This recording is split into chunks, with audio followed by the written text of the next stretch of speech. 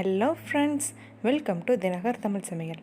இன்றைக்கி நம்ம சேனலில் மீன் குழம்பு எப்படி வைக்கிறதுன்னு பார்க்க போகிறோம். அதுவும் கிராமத்து ஸ்டைலில். வாங்க டைரெக்டாக வீடியோக்குள்ளே போயிடலாம். ஃபஸ்ட்டு இந்த மீன் குழம்புக்கு தேவையான மசாலா கரைசல் நம்ம ரெடி பண்ணி வச்சுக்கிடலாம். அதுக்காக நான் 10 நிமிஷத்துக்கு முன்னாடியே ஒரு லெமன் சைஸ் புளி எடுத்து ஒரு பவுலில் தண்ணி ஊற்றி ஊற வச்சுருக்கேன். 10 நிமிஷத்துக்கு அப்புறம் இந்த புளியை நல்லா கரைச்சிக்கோங்க. இப்போது நல்லா கரைச்சி எடுத்தாச்சு. இதில் அடியில் கொஞ்சமாக கசடு இந்த மாதிரி இருக்கும். இதை நம்ம வடிகட்டிடணும். அதுக்காக நான் இன்னொரு பவுலில் கைகளாலே புளிக்கரைசலை ஊற்றி அந்த கசடு எல்லாத்தையுமே நான் வடிகட்டி எடுத்துக்க போகிறேன். புளிக்கரைசல் ரெடி பண்ணியாச்சு. இப்போ இதில் தேவையான அளவுக்கு நம்ம மசாலா சேர்த்துக்கலாம். 1 டேபிள் ஸ்பூன் மிளகாய்த்தூள், 2 டேபிள் ஸ்பூன் மல்லித்தூள். எவ்வளவு நீங்கள் மிளகாய்த்தூள் எடுக்கிறீங்களோ அதை விட 2 மடங்காக நீங்கள் மல்லித்தூள் எடுத்துக்கிட்டிங்கன்னா குழம்பு நல்லாயிருக்கும். 1 டீஸ்பூன் ஜீரகத்தூள், 1/2 டீஸ்பூன் மஞ்சள் தூள், தேவையான அளவுக்கு உப்பு, கல் உப்பு எடுத்திருக்கேன் நான்.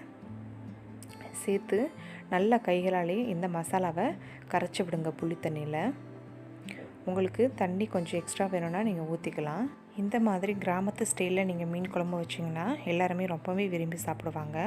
இப்போது மசாலாவை நம்ம நல்லா கரைச்சாச்சு. இது ஒரு ஓரமாக வச்சிடலாம். நெக்ஸ்ட்டு தக்காளியை நல்லா பிசைஞ்சு எடுத்துக்கலாம்.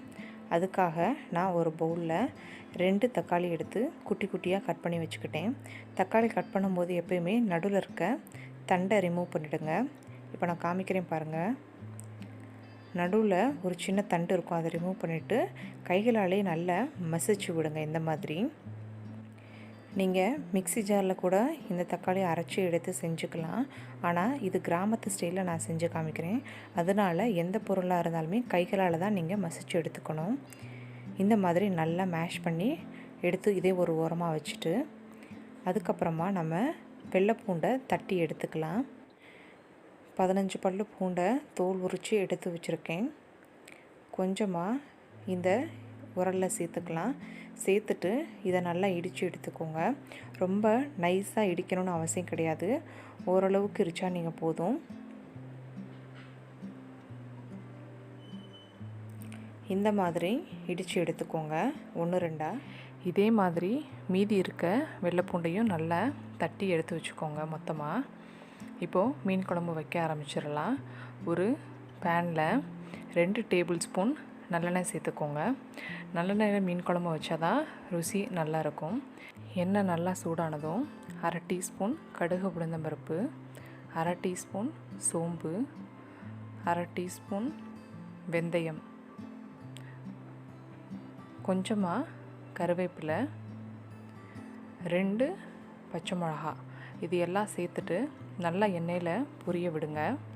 இது கூடவே ஒரு வரமிளகாயை கிள்ளி போடாமல் அப்படியே டைரெக்டாக சேர்த்துட்டு எண்ணெயில் அதையும் நல்லா வதக்கி விடுங்க. 20 சின்ன வெங்காயத்தை சின்ன சின்னதாக நான் கட் பண்ணி வச்சுருக்கேன். இந்த சைஸில் கட் பண்ணி எடுத்துக்கோங்க. அதையும் எண்ணெயில் சேர்த்துட்டு நல்லா வதக்கி விடுங்க. வெங்காயம் லைட்டாக கோல்டன் ப்ரௌன் வந்தால் போதும். ரொம்ப வதங்கணும்னு அவசியம் கிடையாது. மீன் குழம்புக்கு எப்பயுமே சின்ன வெங்காயம் சேர்த்து செய்யுங்க. அப்போ தான் டேஸ்ட்டு ரொம்பவே அருமையாக உங்களுக்கு கிடைக்கும். பெரிய வெங்காயம் சேர்த்திங்கன்னா மீன் குழம்பு கொஞ்சம் இனிக்கிற மாதிரி இருக்கும். இப்போது வெங்காயம் நல்லா வதங்கிடுச்சு. தட்டி வச்சுருக்க பூண்டை சேர்த்துக்கலாம். பூண்டையும் சேர்த்துட்டு அதையும் நல்லா வதக்கி விடுங்க. பூண்டு நீங்கள் சேர்த்து செய்யும்போது மீன் குழம்புல நம்ம என்ன மீன் சேர்த்தாலுமே உங்களுக்கு ஒரு மாதிரி ஸ்மெல் வர மாதிரி இருக்கும். அதனால் இந்த பூண்டு சேர்த்திங்க அப்படின்னீங்கன்னா பூண்டோட ஃப்ளேவர் நம்மளுக்கு அந்த மீன் குழம்புல இருக்க மீன் ஸ்மெல்லை கொஞ்சம் கம்மி பண்ணி கொடுக்கும். இதில் தேவையான அளவுக்கு உப்பு சேர்த்துட்டு ஒரு தடவை நல்லா மிக்ஸ் பண்ணி விட்டுக்கோங்க. இப்போது மசிச்சு வச்சுருக்க தக்காளி சேர்த்துட்டு தக்காளியோட ராஸ்மல் போகிற வரைக்கும் நல்ல எண்ணெயிலேயே வதக்கி விடுங்க. இந்த மீன் குழம்பை நான் ஒரு பேனில் செஞ்சு காமிச்சிருக்கேன். ஆனால் இதே மீன் குழம்பை நீங்கள் மண் சட்டியில் செஞ்சீங்க அப்படின்னா அந்த டேஸ்ட்டு டிஃப்ரெண்ட்டாக இருக்கும். அண்ட் அந்த மீன் குழம்பு ரொம்பவே சுவையாகவும் இருக்கும். இந்த மாதிரி வெங்காயம், வெள்ளைப்பூண்டு, தக்காளி நல்லா மசிச்சதுக்கப்புறமா மேலே எண்ணெய் பிரிஞ்சு வர ஆரம்பிக்கும். இந்த ஸ்டேஜில் நம்ம கரைச்சி வச்சுருக்க மசாலா கரைசலை இதில் சேர்த்துக்கலாம். சேர்த்துட்டு நல்லா மிக்ஸ் பண்ணி விடுங்க. உங்களுக்கு இன்னும் கொஞ்சம் தண்ணியாக வேணும்னு நினச்சிங்க அப்படின்னா இது கூடவே கொஞ்சமாக தண்ணி நீங்கள் சேர்த்துக்கலாம். எனக்கு இதுவே போதுன்றதுனால நான் தண்ணி சேர்க்கலை. மசாலாவோட பச்சை வாசனை போகிற வரைக்கும் இதை நல்லா கொதிக்க விடுங்க. கண்டிப்பாக 10 நிமிஷம் ஆகும். 10 நிமிஷத்துக்கு அப்புறம் நம்ம பார்க்கலாம். 10 நிமிஷத்துக்கு அப்புறம் குழம்பு நல்லா கொதி வந்துட்டுருக்கு. ஓரத்தில் எண்ணெயும் நல்லா பிரிஞ்சு வந்துருச்சு. மசாலாவோட ஸ்மெல்லும் நல்லா போயிடுச்சு. இப்போது நம்ம மீன் சேர்த்துடலாம். நான் இந்த மீன் குழம்புக்காக கட்லா மீன் எடுத்திருக்கேன் 1/2 கிலோ. அது மட்டும் இல்லாமல் மீனோட தலைப்பகுதியை தான் நான் அதிகமாக யூஸ் பண்ண போகிறேன். ஒவ்வொரு துண்டுகளாக எடுத்து நீங்கள் சேர்த்துக்கோங்க. உடம்புலேருந்து ஒரு 2 பீஸ் மட்டும் எடுத்து சேர்த்துக்க போகிறேன். எப்பயுமே மீன் குழம்புக்கு தலைப்பகுதியை நீங்கள் அதிகமாக சேர்த்துக்கிட்டிங்கன்னா குழம்பு நல்லா இருக்கும். இப்போது எல்லா துண்டுகளையும் நீங்கள் சேர்த்ததுக்கப்புறமா குழம்புல நல்லா இந்த மாதிரி முங்குற மாதிரி அமைக்கி விட்டுட்டு இதை ஒரு 5 நிமிஷம் மட்டும் வேக விடுங்க. மீடியம் ஃப்ளேமில் வச்சுக்கோங்க அடுப்பை. 5 நிமிஷமே போதும் மீன் வேகிறதுக்கு. இப்போது மீன் நல்லா வெந்து குழம்புல இருக்க எண்ணெய் நல்லா ஓரத்தில் பிரிஞ்சு வந்துருச்சு பாருங்கள். ஃபைனலாக கார்னிஷிங்காக நறுக்கி வச்சுருக்க கருவேப்பிலையை மேலே தூக்கி இதை சர்வ் பண்ணிடலாம். அவ்வளோதான், நம்மளோட கிராமத்து ஸ்டைல் மீன் குழம்பு தயாராகிடுச்சு. இதே மாதிரி மீன் குழம்பை நீங்களும் வீட்டில் செஞ்சு பார்த்துட்டு கமெண்ட் பாக்ஸில் கமெண்ட் பண்ணுங்கள்.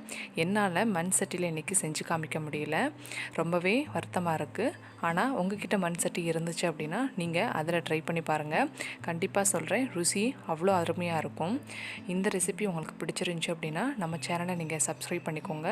அண்ட் மறக்காமல் உங்களோட ஃப்ரெண்ட்ஸ் அண்ட் ரிலேட்டிவ்ஸ்க்கு ஷேர் பண்ணுங்கள். தேங்க்யூ.